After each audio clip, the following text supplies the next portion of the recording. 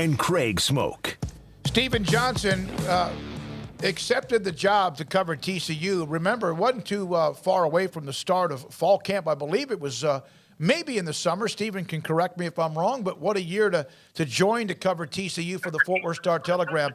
Stephen, the game against Oklahoma obviously had them jump out on the map against everybody, and then to double up by winning the game against Kansas with game day and KU unbeaten and now TCU unbeaten and Oklahoma State this week. What is the mood right now in Fort Worth for Frog fans? I think everybody's pretty excited, man. I think so far it's been kind of confirmation what everybody kind of thought, that there just needs to be a new voice, new energy around the program.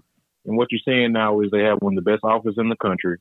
The defense, it's better than last year, but obviously that's not saying necessarily much. But the unit does just enough to kind of complement that good offense.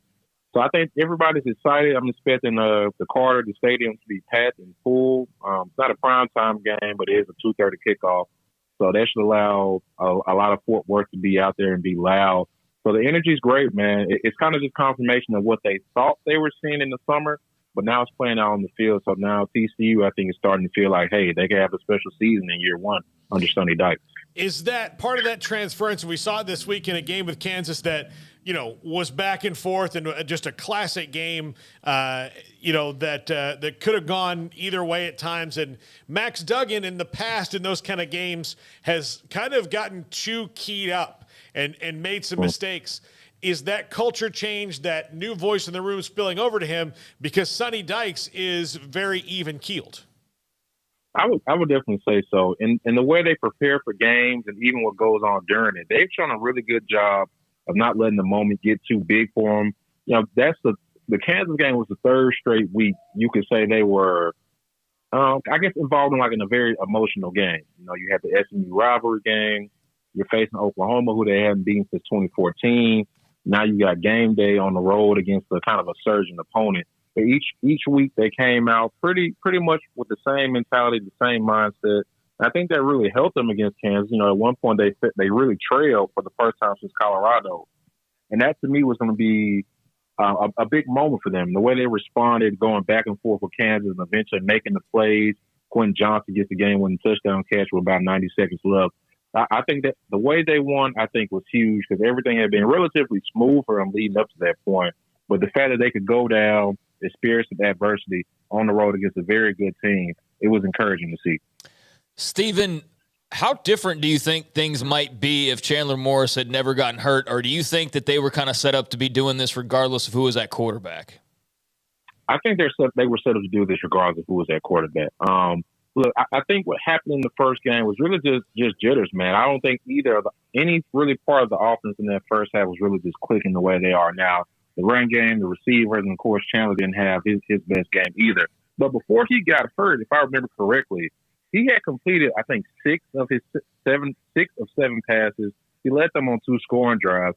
So it looked like to me that he was kind of getting back in that rhythm along with the offense. So I think if he was starting, I don't know if he'd be playing as well as Max is, because Max is playing as well as any quarterback in the country right now. What you're saying from him is literally the best football of his life. But I think for this offense, with the receivers they had, with the running backs they had, I think whether it's Chandler or Max, I think they were going to be one of the top offenses in the country regardless. They just have what appears to me. And, of course, it's not like they haven't had it before, but it used to always, or most of it seemed like it was on defense.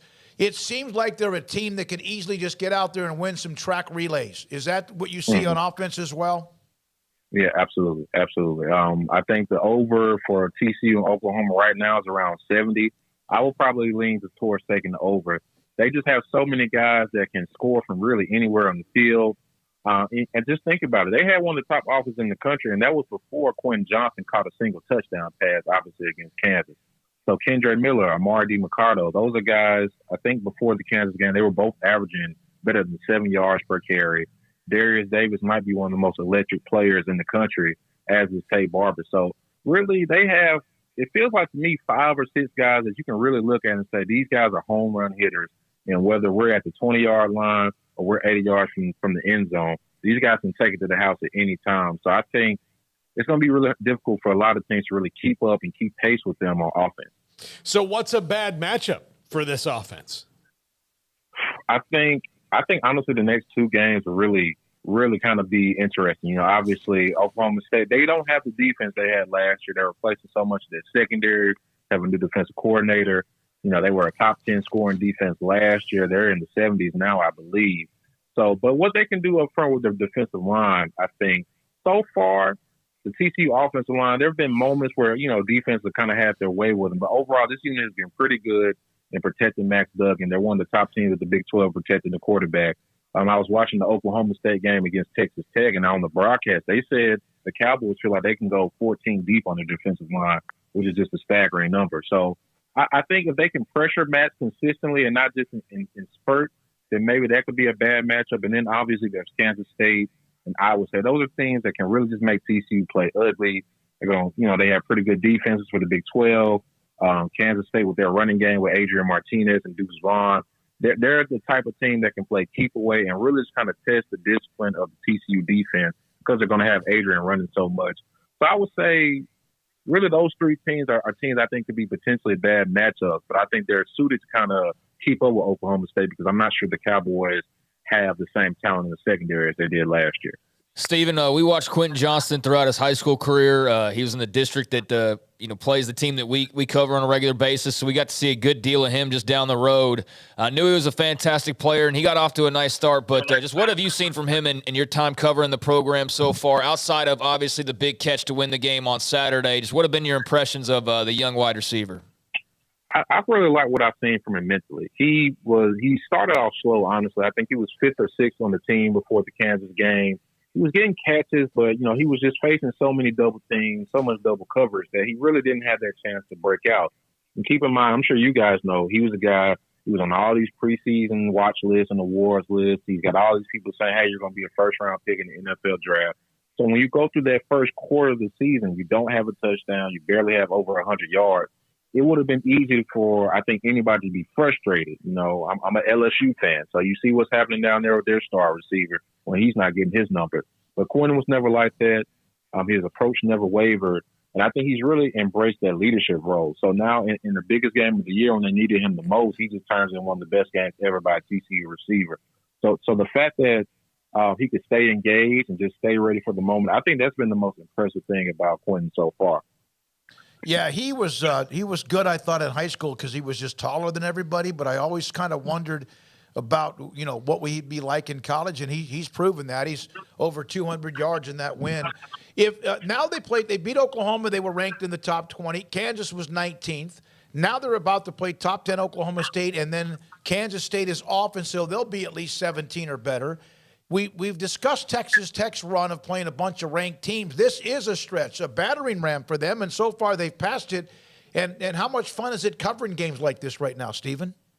Well, it's been great, man. It's been great. I think anytime, whether you're a fan, a coach, or media, you want to be around a program that's competing, that really feels like they're competing in games that matter on the national scale. So this is going to be another one. Kind of feels like it's a part of Showdown Saturday. You know, you got Tennessee, Bama, Michigan, Penn State, and now, and of course, USC, Utah as well. And now you have TCU and Oklahoma State. So this feels like one of those games where everybody, your national people, your ESPNs, your Foxes, etc., everybody's going to kind of have their eyes on those games. So it's exciting for me. And I know the people around Fort Worth and the TCU program, they're starting to really believe, man, that this is a team. They thought they could compete. They thought they were going to make a bowl game, and all the projections of having them 6-6 and 5-7 were selling them short. But I think if they can kind of escape on Saturday with a win over a top 10 team, man, you just got to start really thinking about how far can they go. And obviously the schedule's still tough in the back end, but now you beat Oklahoma State, man, you got to feel like you have a really good shot winning the Big 12 and maybe more. Thank you, Stephen. Appreciate your time. Again, hold on, one more thing. Yeah, I got one more question. Stephen, you got to size up Kansas in person, including both quarterbacks. What were your impressions of the Jayhawks? It was just kind of wild to me how their backup quarterback, Jason Bean, came in, and the offense honestly looked better than it did with Jalen Daniels.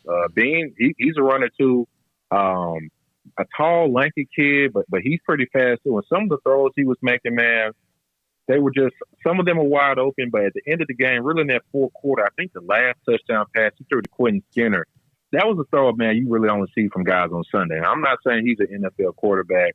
That just seemed like maybe it was one of those games where, I don't know, it was maybe an out-of-body experience. But Kansas is a legit team. they're really creative on offense, man. They had so many opportunities, so many guys just running wide open down the seams across the middle. So all the window dressing they do with the motions and the fake handoffs, and you got guys pulling this way. They're going to have a lot of teams on their heels.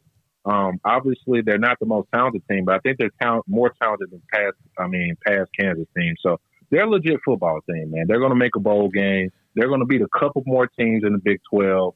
So, yeah, they're legit, man. That was a good win over a good team for TCU. Thank you, Stephen. Appreciate your time. Stephen Johnson covers TCU for the Fort Worth Star-Telegram. We're going to hear from the voice of West Virginia, Tony